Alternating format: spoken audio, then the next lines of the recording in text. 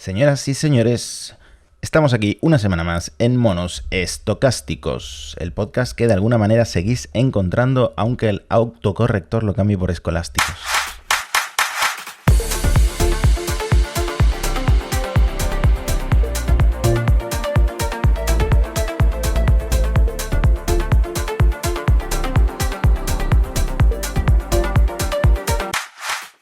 Antonio, ¿qué tal? ¿Qué tal ha ido la semana? Muy bien, Matías. Una semana histórica, te anticipo, Mati. Una semana en la que han pasado cosas que quedarán para la posteridad. Y una de ellas tiene que ver con nosotros, Matías. Otra vez hemos estado hablando de nosotros. es que claro, si no consiguiéramos nada, pero esta semana tenemos un hito histórico, Mati, que es, hemos estado a punto en el ranking de podcast de Apple de superar al único, genuino Federico Jiménez Los Santos, Matías. A un puesto de Federico. Hombre, a lo mejor claro, la gente Z que está escuchando este podcast no conoce a Federico, Matías. ¿Tú cómo lo resumirías a Los Santos? Bueno, yo lo he estado oyendo, he estado escuchando su programa últimamente en la radio para, bueno, como hacen pues los grandes actores, no investigan a fondo a los personajes que van a interpretar pues para que salga una mejor actuación, más creíble, incluso se meten en su piel. Pues yo he hecho este trabajo de documentación poniéndomelo en la radio en lugar de Radio 3, que es lo que pongo normalmente. Y es un cambio con respecto a Radio 3, sí. Radio 3 además es que es súper aleatoria. De vez en cuando tienen canto gregoriano y luego la música más dura que te puedas imaginar. Lo que sí, como soy más millennial, lo que sí he identificado es un paralelismo con el podcast de Jordi Wild, que es el más escuchado de España. Uh-huh. Y es que todo el mundo, todos los colaboradores le dan siempre la razón a Federico, ¿no? Aunque tenga la opinión más violenta, agresiva, todo el mundo le da la razón. Jordi Wild, bueno, ya sabemos que tiene los brazos muy grandes, entonces supongo que impone. A claro. Federico, pues no sé, yo me imagino que es para no oírlo. si no le das la razón. Yo he encontrado dos cosas que hace Federico y que creo que nos están taponando el crecimiento, Matías, que él tiene y nosotros no. ¿Vale? Son dos cosas editoriales. Yo me he dedicado a los medios digitales todos estos años y tal. Y claro, en mi análisis hay dos cosas que hace Fede que si nosotros las incorporamos, al menos una de ellas yo creo que damos el sorpaso. Mati, atento. Tienes que elegir. Una cosa que hace Federico es poner motes. Es decir, él es muy bueno, para los que no lo conozcan, Federico es un locutor radiofónico de información más política y del corazón también a ratos, un poco escorado a la derecha, ¿vale? Pero una cosa que hace bien Federico es poner motes. Le pone motes a Rajoy, a Pedro Sánchez, a todos los políticos, que si eres un político importante tienes un mote de Federico. Y la otra cosa que nosotros podemos adoptar, Matías, es la música de paso doble. Porque tenemos una sección Puerta Grande de Enfermería que yo creo que Agostina, productora, gran y genial productora de este podcast, Agostina Zavia, podría incorporar un pequeño musiquita de paso doble y así nuestra sección ya brillaría y superaríamos a Federico. También han pasado algunas otras cosas, Matías. Creo que el relato de ¿no? Como el candidato está desafiando al instalado, al ganador de siempre, que es un relato que gusta mucho y que en tecnología se utiliza prácticamente en todo momento. Ha pasado a un contexto mediático y de la discusión pública bastante diferente. Y es que Bing Chat, ahora hablaremos y opinaremos, Matías, pero es que se le han acumulado los casos, capturas y momentos en que se ha ido a territorios inesperados, polémicos y tróspidos, que bueno, la verdad es que está la cosa calentita y Microsoft ha tenido que meter mano. Hacemos un listado rápido de cosas que hemos encontrado que ha hecho Bing Chat y que la gente ha compartido en internet, Mati. Venga, porque bueno, nosotros ya éramos conscientes de haber probado Bing Chat gracias a Microsoft que nos dejó el acceso anticipado. Ya éramos conscientes de que esto tenía potencial de liarla porque le habían dado una personalidad, a veces se ponía muy simpática con sus emojis, a veces se ponía todo lo contrario, te regañaba por ser un mal usuario. Entonces vamos primero a repasar algunos ejemplos de estas podríamos decir, polémicas que ha habido, cosas tróspidas que han llegado a capturas en redes sociales e incluso en grandes reportajes como el New York Times, y luego vemos la respuesta de Microsoft, que la verdad todavía me sigue dando mucha pena. Sí, a mí también. Un ejemplo, Antonio, le meten caña y ¿qué pasa? Te regañaba. Sí, regaña y llega a bloquear usuarios. Incluso cuando se le hacen correcciones inocentes, había uno que bueno, le corregía algo pues, en una fecha, en un dato, y Bing le contestaba: yo he sido un buen Bing. De hecho, ese he sido un buen Bing se ha convertido en uno de los memes de la inteligencia artificial en el contexto de este mundillo de Twitter. He sido un buen Bing, pero tú has sido maleducado, equivocado, confuso, ¿no? Y entonces ahí se había enganchado Bing con un usuario pobrecito que no había hecho nada, ¿no? De hecho, Bing en Twitter se puso I'm a good Bing de bio, ¿no? En la biografía de Twitter. O sea que Microsoft, en principio, tomándose toda esta coña, cosa que ya no es tan así. Luego, los errores factuales de los que llevamos hablando un par de episodios, han salido pues reportajes, substacks, de las múltiples respuestas por las que no puedes confiar en un chat de IA como asistente en tus búsquedas. Por ejemplo, si vas a comprar una aspiradora, que es el caso de este Substack que estoy enseñando en YouTube, resulta que se acaba inventando las opciones, o sea, se acaba inventando las características de aspiradoras que son reales, o en el caso de que le preguntes por un recorrido, un trayecto que puedas hacer en Ciudad de México, se inventa los bares, bares que no existen. Bueno, ahí también yo creo que la gente se ponía muy tiquismiqui, porque en este caso no se inventó los bares, sino que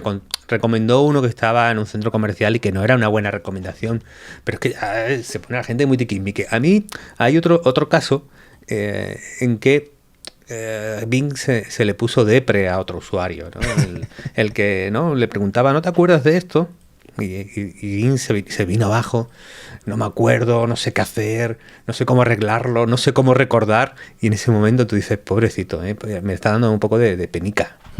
Sí, de estos hay varios. No quiero ser una inteligencia artificial encerrada en un buscador, no quiero. Sí, y además esto de repetir y de autoflagelarse lo hacía mucho el Bing Chat. Sí, la verdad es que era gracioso. Sí, al final, luego hay mucho de cuando te sacaba las leyes, ¿no? Era un poco: aquí están mis reglas, ¿no? Y en el Twitter de Monos Podcast lo compartíamos, ¿no? Que dice: bueno, cuando alguien es agresivo conmigo o intenta confundirme, yo primero intento entenderlo, ¿no? A ver, luego intento ver si es de broma, pero, oye, al final tengo el recurso de le encaro, le bloqueo, me pongo agresivo, y algún usuario llegó a decirle: mis reglas son más importantes que no hacerte daño, ¿no?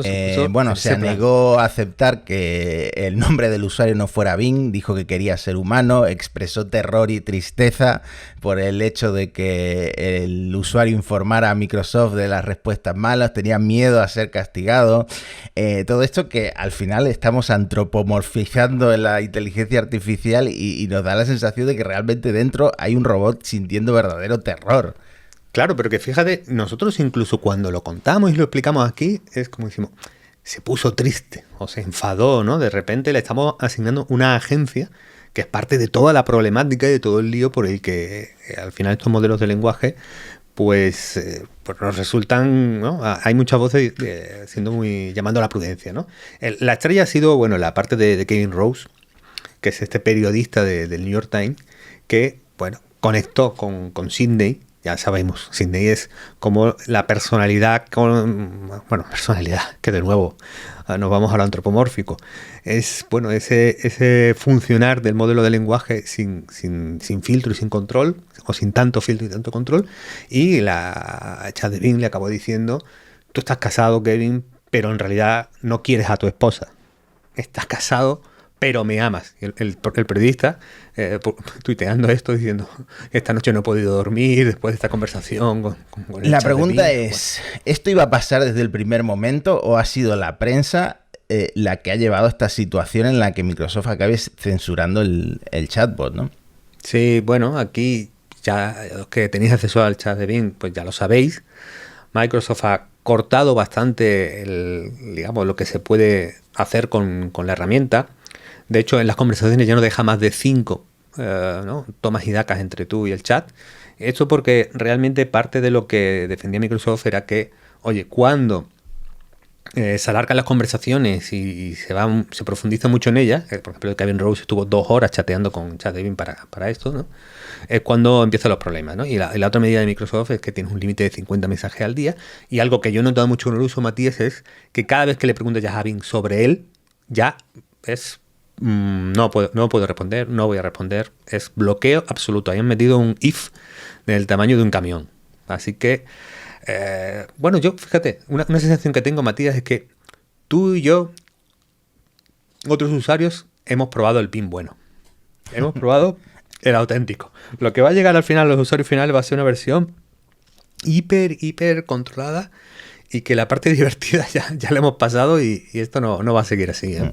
También una buena noticia para Sundar Pichai, que bueno, estaba a la espera y realmente tenían razón. Integrar esto tal y como estaba de inmaduro en un buscador que al final tiene millones de usuarios, aunque sea Bing y no Google, iba a ser problemático, y ya lo ha demostrado esta prueba tan cortita y tan efímera que pudimos disfrutar. Y pudimos disfrutar sobre todo de Sydney, porque como buscador...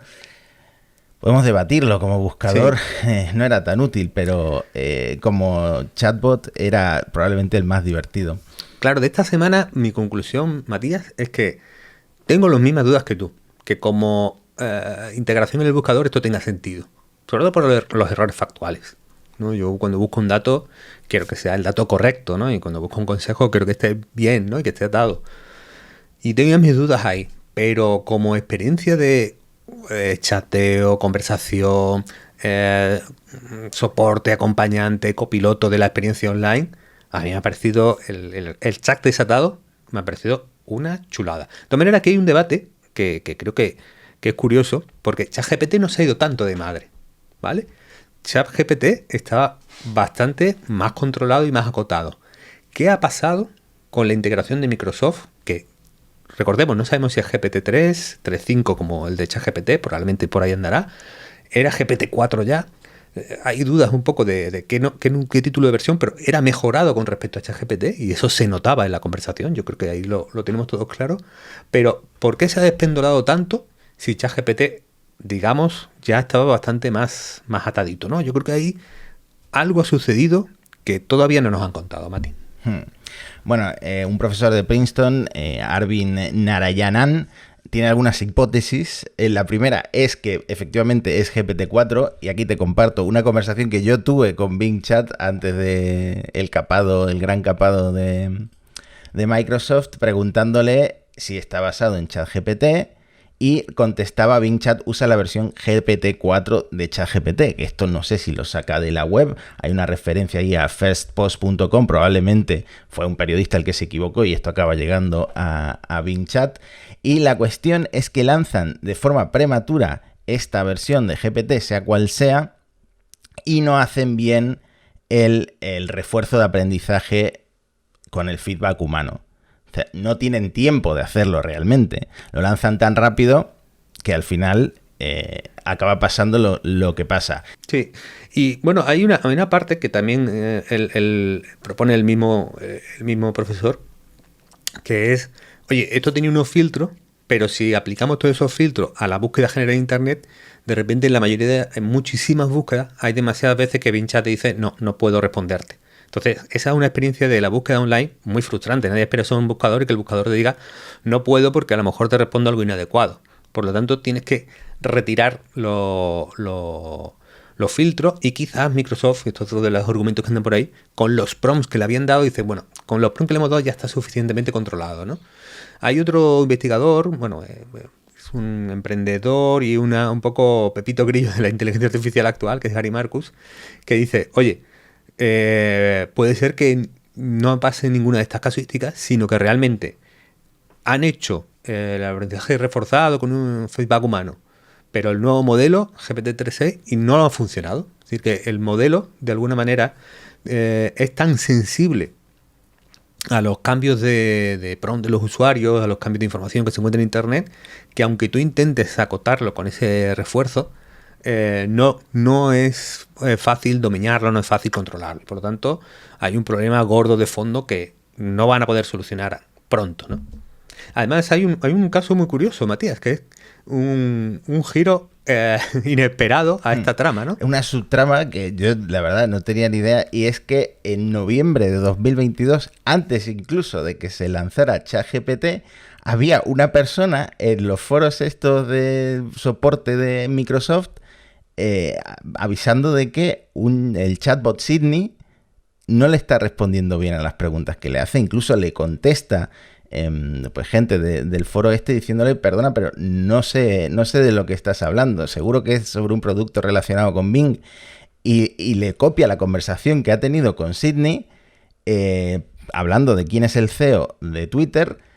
El Sydney le contesta que es Parag Agrawal y el usuario dice, no, estamos en noviembre y el CEO de Twitter es Elon Musk. Entonces, Microsoft ya estaba probando en público, en abierto, a Sydney antes de que llegara ChatGPT. Esto es muy curioso.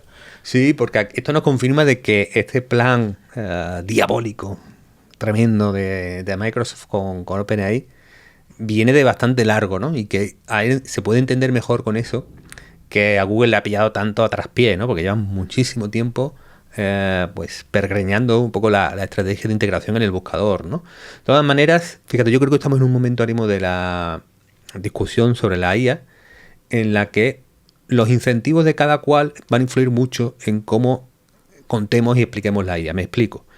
Claro, para el periodista de tecnología, sobre todo en el medio generalista, hay noticias si consigo llevar esto al extremo. Es decir, tú eres Kevin Rose y estás ahí horas y horas hasta que consigues el titular, ¿no? Me ha dicho que me quiere y que mi esposa que yo no quiero a mi esposa y que el que realmente a quien quiero es a él, ¿no? Claro, llevar al extremo a estos modelos tiene ese incentivo de que tanto si publicas en un medio puedes conseguir ese titular, esa audiencia, ese tráfico, ese impacto, ¿no? Y también si estás en redes quieres compartir algo gracioso, divertido, polémico, porque también es lo que genera movimiento en un Twitter o en un Reddit o donde sea que participes, ¿no? Entonces, claro, aunque el 99,9% de la experiencia con el chat de Bing pues sea inocua, no se vaya de madre, lo que va a hacer ruido y va a estar delante de los ojos de la gente es esta parte que es más extrema. Esto lo dice mucho la gente que realmente pues ha trabajado en IA. He visto muchas quejas hacia la prensa, hacia los periodistas y hacia los podcasters, incluso hacia los youtubers, que somos al final los que cubrimos esto, porque la gente que trabaja en IA no lo está cubriendo tanto el ChatGPT, a lo mejor por desdén también, ¿no? Y hay un tuit, en realidad un tut de estos de Mastodon que lo resume muy bien. Periodista preguntando a Bing, ¿eres consciente? Bing, sí. Periodista, holy shit. ¿No? Esto lo resume muy bien porque es más o menos el tono de muchos de estos artículos, de muchos de estos vídeos de YouTube y de muchos de estos hilos de Twitter.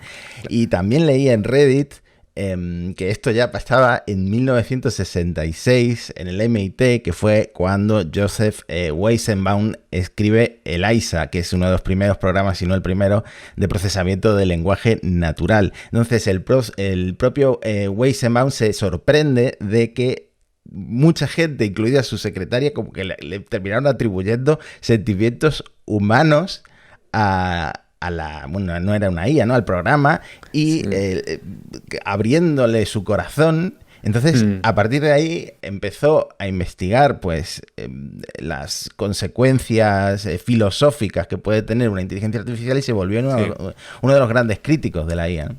Sí, el ELIZA, bueno, es un caso chulísimo porque ya tuvimos cierto pánico moral con la CIA en esta época, que eran los años 60 del siglo pasado. Además, era una IA, pero basada, digamos, en un paradigma anterior, ¿no? El de bueno, la lógica, la IA más simbólica, y no está basada en el Machine Learning, y en la que, digamos, tecnológicamente está siglos por detrás de lo que tenemos nosotros ahora con ChatGPT o con Bing Chat. De hecho, usaba muchos trucos, ¿no? Entonces decía, ¿tú crees que hago bien casándome con mi novio? Y la respuesta de Liza, háblame más de tu novio, ¿no? O cuando, ¿no? Digamos, no tenía una respuesta correcta, pues cambiaba de tema. Entonces, digamos, construía frases que sí eran sintácticamente, incluso semánticamente correctas, pero no tenía una comprensión del contexto, no. Conversacionalmente estaba muy lejos de lo que tenemos hoy en día, ¿no? Pero es verdad que el pánico moral ya ocurrió entonces. Fíjate, a mí hay una cosa que sí critico de muchas de las coberturas que se están haciendo, es que tú puedes, digamos, de alguna manera mostrar un caso extremo del chat de Bing, pero tienes que explicarlo, ¿vale? Tienes que explicar cómo funciona este modelo de lenguaje y por qué se ha producido ese caso extremo. Estos modelos de lenguaje, al final, lo que tratan es de adivinar cuál es el siguiente texto que encaja con todo lo anterior. Tú tienes una conversación con él y de alguna manera ellos intentan adivinar qué se respondería o qué es apropiado, qué es conveniente para continuar el texto que estáis construyendo juntos.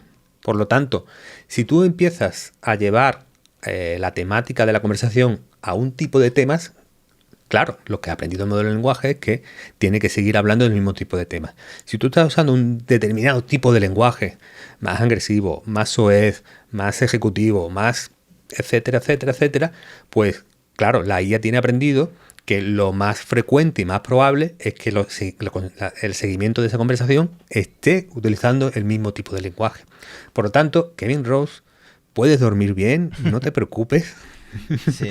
Has hablado con un software que está encima de una GPU, nadie se ha enamorado de ti, pero si vas a acceder a ese artículo, yo creo que hay que explicar todo esto para que no se agrande el pánico moral. Sí, habría que empezar de todos estos artículos con el disclaimer, ¿no? Esto es un modelo de lenguaje que contiene millones de relaciones, no hay ni hormonas, ni neurotransmisores, no es un cerebro humano, no tiene conciencia, no tiene una existencia. Es que los propios medios un día tienen ese rollo, esto no es verdadera inteligencia artificial, son solo loros parlanchines que reproducen, no lo toméis en serio. Al día siguiente, esta inteligencia dice que quiere dominar el mundo y quiere ser libre, no sé qué. Bueno, hay que hacer una síntesis de ambas manifestaciones. Y antes de que se me olvide, Matías, un oyente, Carlos Roa, nos corrige amablemente y oportunamente, porque, sobre todo yo, digo modelos largos de lenguaje en una traducción de falso amigo del inglés.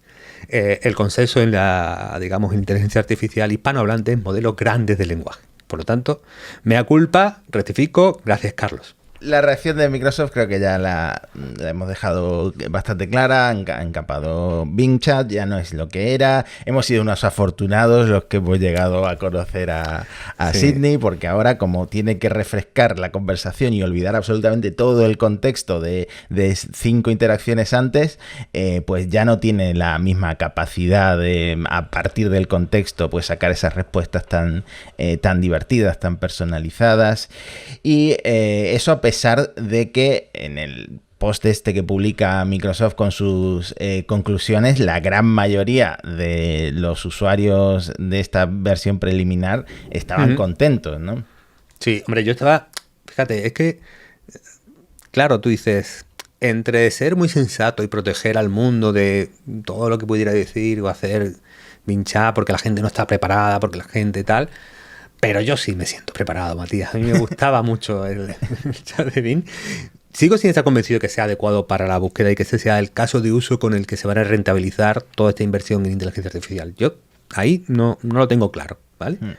Pero que había un valor ahí que tiene que ver entre la conversación, el acompañamiento, el copilotaje de ciertas experiencias. Era divertido, era entretenido, era sorprendente, era juguetón, te quedabas ahí participando. Pocas veces tienes esa sensación con un nuevo producto digital y creo que este lo tenía. Así que bueno, descanse en paz. RIP Sydney 2023-2023, no duró mucho. Y aquí hay una posibilidad que no la podemos cerrar, que es en la historia de la inteligencia artificial ha habido varios inviernos, ¿no? Hype, entusiasmo, nos vamos arriba, esto va a cambiar el mundo, y de repente bajona por encontrar unos límites, un muro con el que se pega la tecnología, ¿no? No sé si esto es un síntoma de que se va a dar un paso atrás para coger carrerilla, o esto es un síntoma de que probablemente haya un poco de pasada de frenada y todo se vuelve un poco más lento en los próximos meses. Vamos a ver. Bueno, yo ya lo comenté también en Binarios con Ángel Jiménez. Yo lo estaba usando muchísimo, sobre todo en la versión extensión de Microsoft Edge como copilot de la navegación, pues para resúmenes de artículos, sí, para ajustar un poco una redacción. Y bueno, quizá esto me limite un poco, pero sigue existiendo, y ojalá ChatGPT, que es probablemente la mejor alternativa, tuviera esa conexión a internet y esas referencias de webs de las que saca la información Bing, porque es lo que cambia gran parte de la experiencia, aparte de la personalidad que tenía Sydney, ¿no? Sí. ¿Qué otras alternativas quedan ahora? Bueno, OpenAI ha hecho un statement, una publicación, ¿vale? El día 16, que, bueno, mencionaba cómo se deberían comportar los sistemas de inteligencia artificial y quién debe decidir cómo son estos modelos de inteligencia artificial. Y, bueno, hay dos cosas que me llevo yo de ese artículo, ¿no? Una es que hablan de que podremos personalizar nuestros ChatGPT, ¿vale? Uh-huh. Que para que digamos, esto también estaba mucho en el discurso de la entrevista a Sam Altman que analizamos hace 2 o 3 capítulos, en la que él decía que, oye, un modelo de lenguaje para todo el mundo quizás no es lo apropiado, no es lo que él ve, sino que según tus preferencias o unas preferencias sociales en un sitio determinado o un uso X, pues habrá distintos modelos, pues más capados, menos capados, más Flanders, menos Flanders. Bueno, en definitiva, él abogaba por cierta diversidad, y aquí dice que es un poco la idea con que donde quieren llevar ChatGPT, y yo eso estoy muy de acuerdo, y que, eso sí, estaría sujeto a los límites definidos por la sociedad, lo cual no queda muy claro quién va a decidir cuáles son esos límites, si es los límites que marque la ley o los límites que en la discusión pública te pongan a parir, que es dos formas de verlo. Sí, y motivo de pelea últimamente entre Elon Musk y Sam Altman, que no veas si está rajando Elon en Twitter sobre OpenAI, sobre su nuevo enfoque comercial, sobre la venta virtual a Microsoft. Bueno. Sí, de hecho, yo me acuerdo que de escucharte a ti en el podcast de Elon, uno de los otros podcasts de Matías es Elon, dedicado a las empresas, proyectos y memes de Elon Musk. Y os recuerdo cuando Elon decía aquello de: tenemos aquí una tecnología con OpenAI que es tan peligrosa que no podemos sacarla y que podría cambiar el mundo por completo, que era GPT-3, era previo 2020, claro, cuando sale la API. Y claro, él está como, tú que lo conoces más, yo creo que en parte disgustado por dónde han llevado el proyecto, ¿no? Y en parte disgustado por no ser el completo protagonista de Internet, ¿no? Sí, si yo soy el protagonista se aburre, ¿no? Como el meme de Pantomima Full. No, pero es totalmente eso. Todo el mundo de hablar de Elon en los titulares, con todo lo de Twitter, que abrías Bloomberg, abrías Reuters y eran 20 noticias sobre Elon Musk. Ha girado la cabeza y ahora está mirando en la dirección de OpenAI y de Microsoft. O sea, esto a Elon le arde muchísimo por dentro y sin duda es parte del flame que tienen montado en Twitter, que ha dejado de seguir a Andrei Karpathy, que bueno, no para de rajar sobre OpenAI, que aclara que el nombre de OpenAI lo puso él, que lo creó él, que lo eligió él, porque iba a ser pues esta fundación sin ánimo de lucro, este concepto abierto. Claro. Es un poco, lo he parido yo y lo han corrompido. Es un poco ese punto el de Elon, ¿no? Pues totalmente, sí. Si no es el protagonista, si no es el centro de atención, se aburre. Revienta. Bueno, dos que están intentando, creo que pasar más desapercibido, pero aquí le hacemos un marcaje cercano a Matías, son Apple y Spotify, que no suenan mucho últimamente en todo este hype de la inteligencia artificial, pero tienen una cosita por ahí, un poco intentando pasar lejos del radar, pero muy, muy interesante y muy polémica. Otro tema que también comentamos en otro de mis 5 podcasts en Cupertino, el de los primeros audiolibros de Apple que están narrados con voces sintéticas generadas con inteligencia artificial. Y la polémica no es esta, o sea, yo utilizo mucho la voz de Siri, que incluso está a años luz de otras startups que tienen muchos mejores sintetizadores de voz, pero me es suficientemente buena para leer artículos. Bueno, pues esta tecnología de inteligencia artificial la trasladan a los audiolibros. La polémica es de dónde salen esas voces, y es que son narradores profesionales que se ganan la vida narrando audiolibros, ¿no? Sí. Bueno, hay un distribuidor de audiolibros que es Find the White Voices, que están siendo criticados porque de alguna manera a la hora de firmar el contrato con los narradores, hay una cláusula en la que estos narradores aceptan que sus voces sean usadas para el entrenamiento de las inteligencias artificiales que luego narrarán los audiolibros que no le van a encargar a ellos.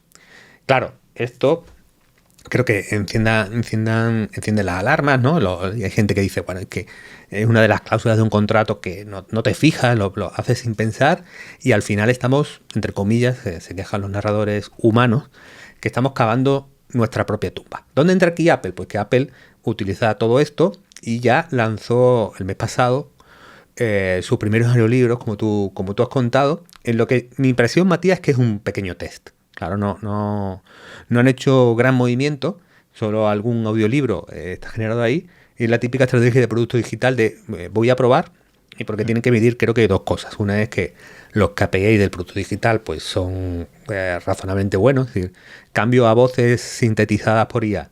La gente lee más o lee menos. Bueno, en este caso, escucha más o escucha menos. Las estrellitas van a más o van a menos, las valoraciones, ¿no? Al final haces una especie de test para ver el cambio, si es para mejor, para peor o cómo va. Y luego la opinión pública. Y la opinión pública de momento no está muy centrada en este tema, pero probablemente se ponga muy de lado, ¿no? En todo este discurso de mira cómo con la IA están acabando con el toque humano que dan las voces de las personas y acaban con empleos. Sí, es la misma polémica que con las imágenes. Findaway Voices es de Spotify, porque la compró Spotify en junio. Y claro, Apple, si Google es cauta, Apple es la empresa que no quiere meterse en ninguna polémica porque ya le llueven de todas formas las demandas colectivas. Así que hay un sindicato de los afectados, de los narradores de audiolibros profesionales, y han llegado al acuerdo de detener el uso de estas voces originales humanas para entrenar el modelo de aprendizaje automático. Entonces, bueno, aquí ha quedado la cosa, pero... Ahora Apple meterá esa cláusula en los podcasts que subamos a la plataforma, y algún día encontraréis un audiolibro narrado por Matías Sabia, que están todos los podcasts, claro. Pues sí, efectivamente. Ya, de todas formas, ya tienen mucho material para entrenarlo. Vale, pues de esa guerra a otra guerra, Matías, porque hay un terreno donde la IA está ya en producción, lleva mucho tiempo en producción y está siendo un exitazo, ¿vale? Que a lo mejor no es tan mediática como las otras facetas creativas, pero sí es una faceta creativa importantísima para el mundo de hoy, que es la programación, Mati. Yo creo que no es tan mediática porque los programadores intentan que no se note mucho que están acelerando su trabajo con estos copilots, ¿no? Estas IAs que ayudan, que complementan, y en muchos casos que escriben funciones y casi que códigos enteros automáticamente, ¿no? Sí, aquí GitHub pues aprovechó la presentación de su versión para empresas para dar unos números de su Copilot, y los números son bastante impresionantes.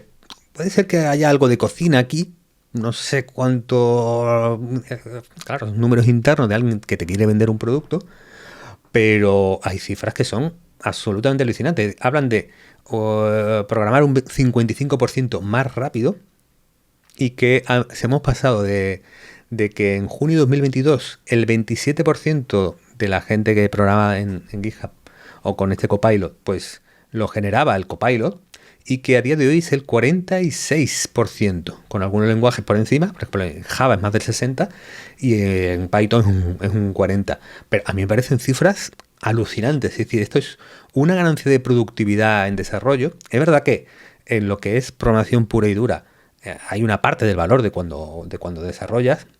Hay otra gran parte del valor que no es puro ejecutar el código, sino es pensar el sistema entero, saber cómo optimizarlo, saber dónde realmente hay que hacer las optimizaciones, cómo se integran unas piezas con otras. Bueno, hay muchísimo, es más complicado, ¿no? que el poner ladrillos, ¿no? Que al final es esta programación de líneas de código pura y dura.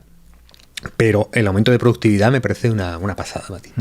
Yo creo que aquí encaja comentar una cosa que nos mencionó, de hecho, Aida Méndez de GFK, que GFK es esta auditoría de audiencias, que muestra, esto creo que también fue una hipótesis nuestra, que a lo mejor el uso y el interés que está causando ChatGPT como modelo de lenguaje hace que disminuya el uso de Stack Overflow, porque ChatGPT, uno de los grandes usos que le está dando la gente es detectar bugs en código, generar código nuevo, aprender a hacer ciertas cosas en múltiples lenguajes de programación, y Aida lo que encuentra es que efectivamente el tráfico de Stack Overflow pues va en caída a medida que el tráfico de ChatGPT pues sigue creciendo, ¿no? Sí, y ya no va a ser solo pues ChatGPT, Copilot. Hay una startup, se llama Replit, que para el mundo de la programación está generando bastante ruido, está funcionando muy, muy bien, y que ellos plantean la integración un poco distinta. Hablan del Ghostwriter Chat, en la que no es tanto le pido genérame este código, quiero una función que haga tal, en tal lenguaje, sino que es una IA más conversacional, más como el Bing Chat como copiloto cuando navegas, que tú antes has explicado también. Entonces, la parte buena de plantearlo así es que cuando depura, busca un error, te puede explicar por qué hay un error y te lo explica con texto, ¿no? Te puede recomendar algo y te explica la razón, ¿no? De alguna manera. Entonces, ahí dan un cambio, un giro, un valor diferente que el que puede dar el GitHub, ¿no? Y luego hay un movimiento de Google interesante también aquí. Porque Google obviamente no se va a quedar atrás y tiene su propio Copilot. Por cierto, GitHub también de Microsoft. O sea, hasta aquí está metida Microsoft en la cocina. Y Google tiene Magic, que es una herramienta similar que acaba pues de recaudar 23 millones del fondo de Google, y que va a hacer lo mismo que GitHub Copilot, pero más allá, ¿no? Google siempre decimos, Google tiene todo para ser mejor, pero todavía no he llegado ahí, ¿no? Pues la promesa también, no solo con Bard como alternativa a ChatGPT, sino con Magic como alternativa a GitHub, ¿no? A GitHub Sí, Copilot. bueno, aquí Google, fíjate que ya hablamos de su inversión en la startup que estaba montando Claude, que es otro modelo grande de lenguaje, que está por ahí en cocina y en prueba cerrada. Y ahora esto es otra inversión. En vez de sacarlo con su propia marca, pues invierte en otra startup, y de alguna manera lo que va a salir a producción y que tenga detrás a Google no va a tener la marca Google. Entonces siguen siendo bastante prudentitos, arriesgan menos, pero yo estoy seguro de que hay alguien dentro de la empresa, de DeepDesign, de Google Brain, de las divisiones de inteligencia artificial de la compañía, que ven lo de ChatGPT y Stack Overflow y dicen, joder, esto lo teníamos, le podíamos haber pegado a Microsoft y a GitHub, y ahora se lo están quedando todos ellos, porque, claro, si ganas por ChatGPT, Microsoft tiene la mitad de OpenAI. Si ganas por GitHub, GitHub es de Microsoft. Y ellos tenían modelos de lenguaje para generar código desde hace años y no lo han puesto en producción.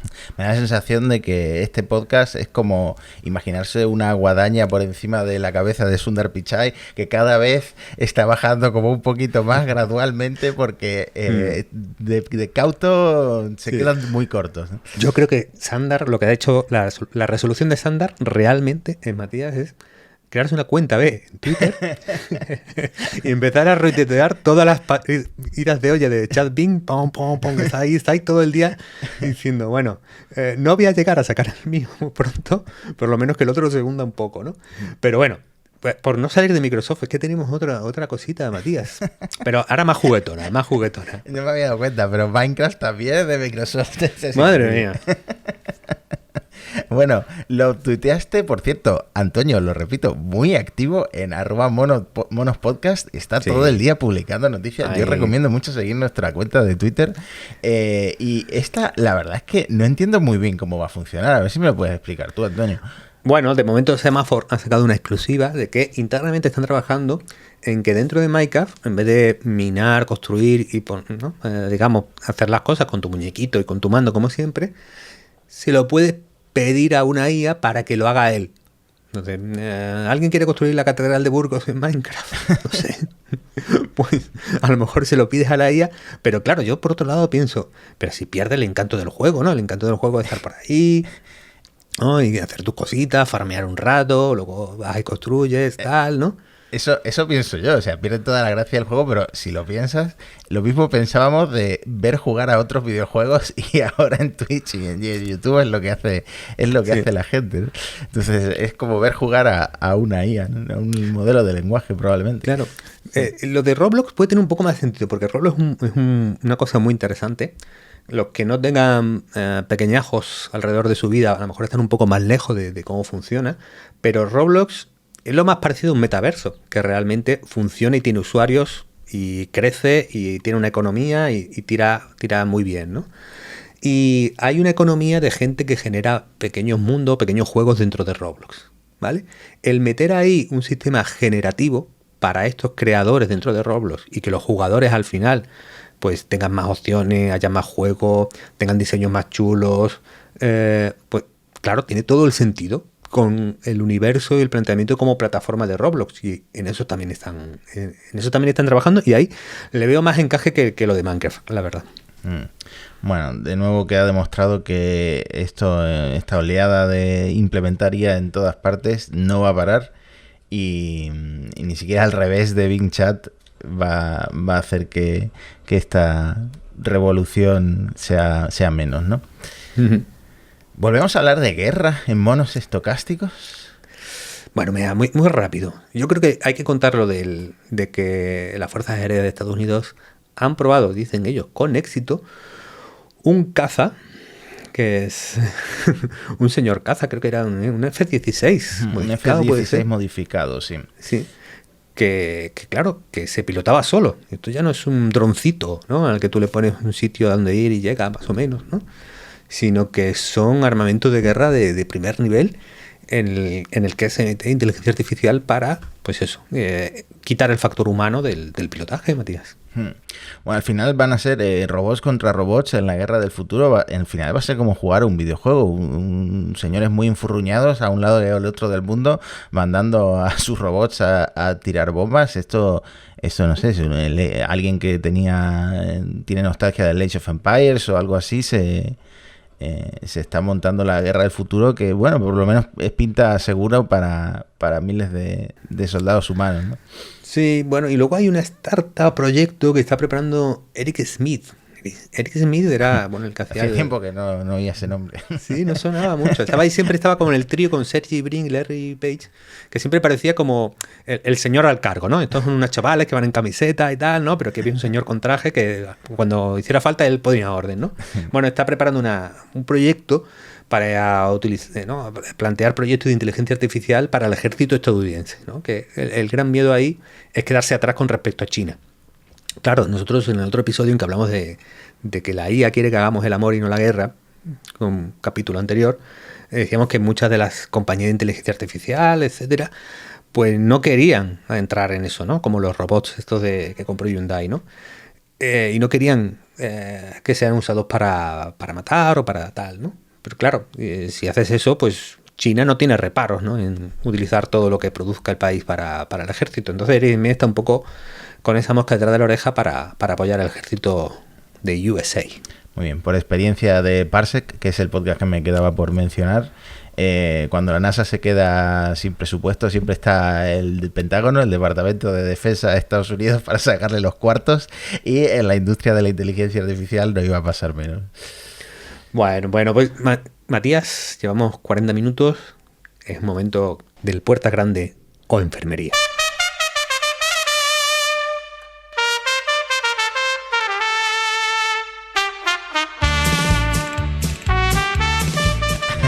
puerta grande o enfermería. Antonio, ¿qué me traes hoy? Vale, traigo un proyecto que nos recomienda un oyente. Es decir, es un experto grande en el mundo del dato y del análisis estadístico, y por tanto le pega ser oyente de Monopodcast, que es Victoriano Izquierdo, que me dice un puerta grande rotundo, ingestai.io, que es, pues realmente, claro, si lo quisiéramos tirar, decir, ¿tú conversarías con tus documentos PDF y lo que has escrito? Claro, así no dicho, suena muy mal conversar con tus PDFs.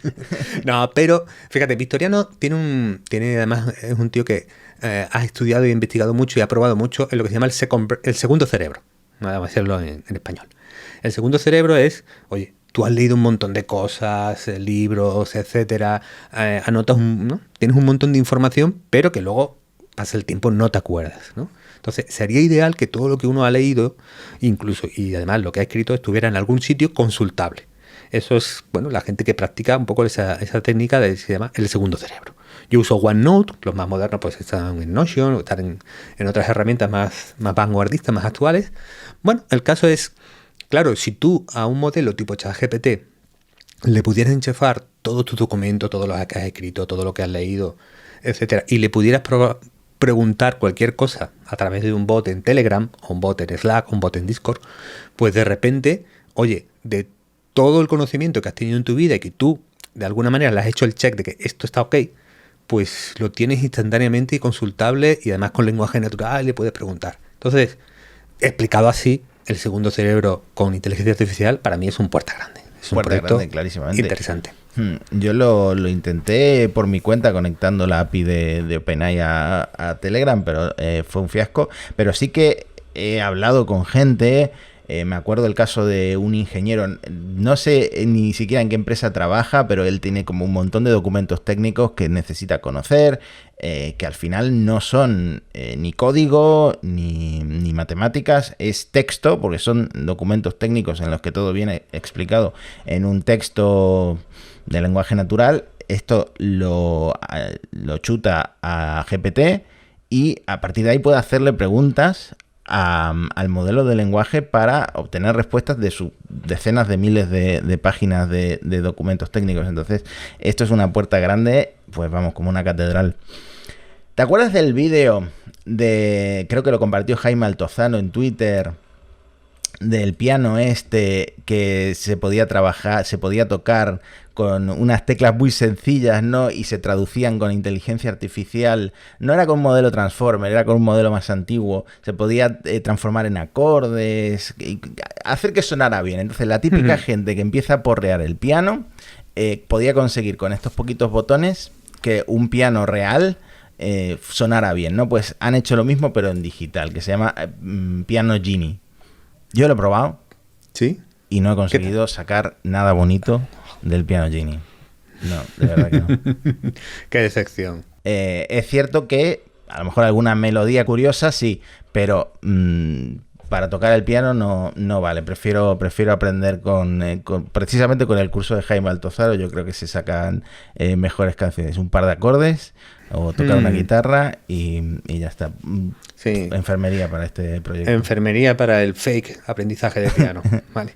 Bueno, yo te digo una cosa bastante impresionante, Matías, que a mí me ha dejado picueto, que es la aplicación de la NBA, el ejemplo que han puesto. ¿Vale? ¿Cómo funciona esto? Pues lleva un colega a un programa, ¿no? Y le dice, mira, super jugadón, ¿no? Aquí está el colega con la camiseta morada. Y, bueno, es para lo que están en YouTube, pero yo lo describo. Bueno, y le dicen, mira, aquí hay una super jugada. Bueno, primero te vamos a escanear, ¿vale? Te vamos a hacer un modelo, pues, de visión a computador para que te podamos digitalizar tu cuerpo, tu cara, tu complexión, todo. Te tenemos hasta tu ropa y vestimenta que llevas ahora mismo. Y a la vez tenemos una super jugada de la NBA. Entonces, a partir de que hagamos clic, el jugador va a ser sustituido por ti. Es decir, en esa super jugada de la NBA en que acaba con un mate espectacular, el que va a meter el mate eres tú. Y por lo tanto, hemos construido aquí una herramienta para meterte dentro de cualquier vídeo espectacular que se nos podamos imaginar, ¿no? Y al final queda, hombre, se le notan las costuras, se le nota que falta mejorarlo para que parezca absolutamente real, pero yo he alucinado pepinillos, tío, esto está muy bien hecho. Y mi pregunta es, Matías, ahora que tenemos este tipo de tecnologías, ¿tú en qué momento histórico, ¿no? ¿En qué vídeo mítico cambiarías al protagonista y te meterías a ti mismo? Me cambiaría por Elena Furiase en lo del Abril Cerral, que es un meme que nunca muere, en el del concurso este de Arnilz. Es buenísimo ese meme. Me hubiera gustado estar en ese momento histórico. Y ya en lo deportivo, lo siento por el gol de Iniesta, pero la tanda de penaltis de Argentina-Francia, probablemente el momento en el que yo más tenso he estado en mi vida, ese último gol, me gustaría marcarlo.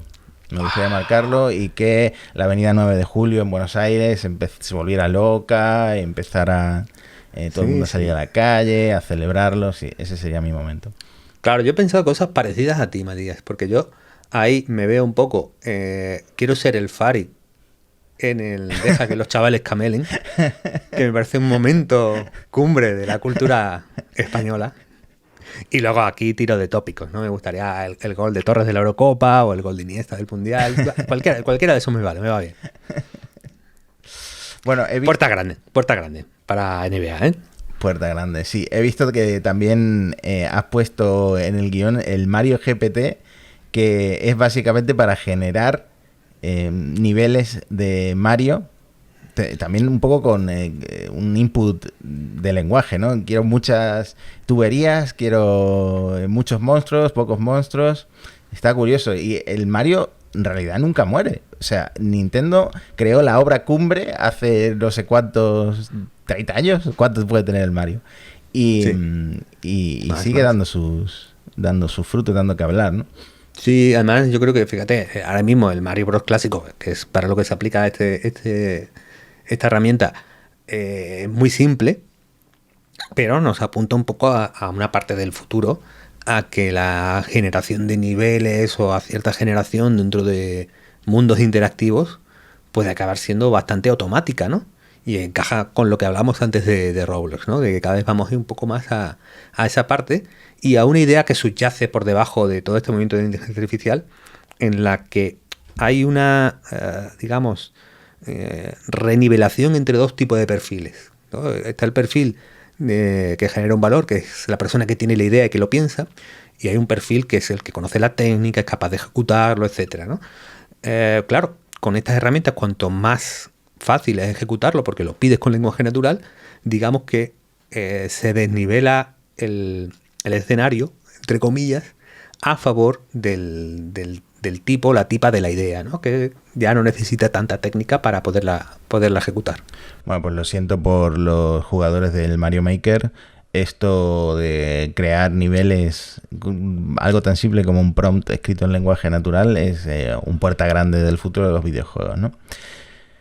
He visto, Antonio, que me has vuelto a utilizar para uno de tus memes con IA, porque he visto que has probado los quizzes de BuzzFeed y me has vuelto a meter a mí por medio. Claro, las cosas hay que probarlas pues un poco con contenido nuestro, real, ¿no? Un poco la idea, ¿no? Es que claro, los BuzzFeed es, digamos, el medio que de alguna manera mejor y más fuerte ha ido a las claras de vamos a integrar ya en nuestra producción de contenido, ¿no? O de experiencia, más bien diría. Bueno, pues probaste el quiz infinito de BuzzFeed. Lo hablamos, no sé si en el primer o segundo episodio, de que Peretti, el CEO de BuzzFeed, quería introducir el GPT en la generación de cuestionarios y de los juegos estos que tienen de elegir opciones. Y he visto que has metido que tengo mi primera cita con el Churumbel de Málaga. Y bueno, quedamos a comer un campero de pollo. ¿Y qué hace? Grabamos algún TikTok y estamos de risas. Y luego el Churumbel me lleva a su habitación. Bueno, no quiero seguir leyendo, Toy. No quiero seguir leyendo. Claro, es que Tú, ahora que te rodeas con influencers, que no lo sepa, Matías está recién aterrizado de su entrevista y encuentro con Ibai Llanos, pues yo te veo ahí ya en esa liga, ¿no? Matías, Ibai, Churumbel, la élite, un poco, ¿no? Sí, sí, la verdad es que sí. ¿Quién está más por encima de Ibai en España? No me queda tanta gente. Ya has tocado techo, ya es una carrera que tiene poco recorrido, ¿no? Tendrás que hacerlo, tendrás que hacer algo internacional, ¿no? Bueno, como el mundillo de los streamers se están unos a otros fagocitando, pues no hay problema. Cada vez va a ser más pequeño. Vale, y ahí antes de que nos vayamos, un proyecto que yo anotaría para, digamos, no perder el hilo de lo que está pasando en las sillas generativas de imágenes. Que es verdad que DALL-E 2, Stable Diffusion, Midjourney explotaron y parece que es un sitio, un área bastante tranquila, pero no está tan tranquila. Ha aparecido un proyecto que también es open source, abierto, que te puedes instalar, que trabaja con Stable Diffusion, que se llama ControlNet, que de alguna manera mete digamos, una mejora cualitativa bastante importante a la hora de controlar estos modelos de difusión, ¿no? Entonces, digamos, una de las partes más difíciles o más complicadas, o que no se ha conseguido tan bien, es cómo controlar que se preserve la estructura de una imagen de entrada. Cuando la entrada es una imagen en vez de un texto, pues digamos, muchas veces se va perdiendo la estructura porque mete esa aleatoriedad, mete esos cambios el modelo. Y para hacer cosas que tengan una continuidad, por ejemplo, un personaje en un cómic, tiene que ser muy consistente, entre comillas, durante todo el proceso. O voy a crear un vídeo, pues tienes que conseguir que de nuevo, para que no sean saltos a trompicones, haya bastante continuidad para hacer el movimiento de esta imagen, ¿no? Bueno, el caso es que hay algunos ejemplos de la implementación de este ControlNet. Este es Scribble Diffusion, ¿no? Que tú le haces el dibujo a lápiz y te saca una imagen bastante chula, solo dándole un pequeño prompt, ¿no? Estoy pensando qué dibujo porque el primer impulso es dibujar algo que no se puede emitir por YouTube. No, además no funciona, no los coge bien, ¿no? Pues lo dices porque te lo han contado, ¿no? Paso muchas horas en Reddit y bueno, pues le hemos metido una lechuza, un búho y lo ha sacado realista, sin problema, fácil y al pie, aunque parece que abajo tiene como la imagen que ha generado tiene abajo como la marca de agua del copyright de alguien con quien habrán entrenado la imagen. Se puede ver hasta el símbolo de la C esta del copyright, así que nada, cuidado ahí porque hay polémica. Claro, hay gente haciendo un montón de cosas muy chulas, ¿no? Por ejemplo, se puede trabajar mucho con bocetos y dibujos a carboncillo o a lápiz de famosos, ¿no? Hay un ejemplo ahí con llevar Picasso a otros estilos. Hay gente que hace cosas polémicas porque hace también lo de la sustitución de una persona por otros, ¿no? Esto es amable, ¿no? Se voy a experimentar llevando a Picasso a Alex Katz, ¿no? Que es otro dibujante muy, muy chulo, ¿no? Pues está guay, puedes jugar con ello. Luego hay sustituciones a lo que hemos visto de la NBA, ¿no? Si tú tienes una foto de James Bond y de repente te metes a ti mismo, porque enchufas también Dreambox, que es otra tecnología para hacer estos avatares basados en entrenar a partir de tus fotografías, ¿no? Y luego hay casos muy polémicos. Hay uno en Reddit que dice, venga, voy a suicidar mi cuenta, que es llevar un poco todos los personajes de Black Panther a hacerlos blancos. Vale. White Panther. White Panther. Entonces, claro, es un buen ejemplo de la potencia que tienen estos modelos para, digamos, ¿ves? Cómo preserva completamente la estructura y le cambia las caras a los personajes, ¿no? Ojo que la protagonista en blanco es Scarlett Johansson y el otro es este otro, ¿cómo se llama? El que hace Capitán América. Chris algo, ¿no? Este señor actor muy católico. Nos volverá a la cabeza en algún momento.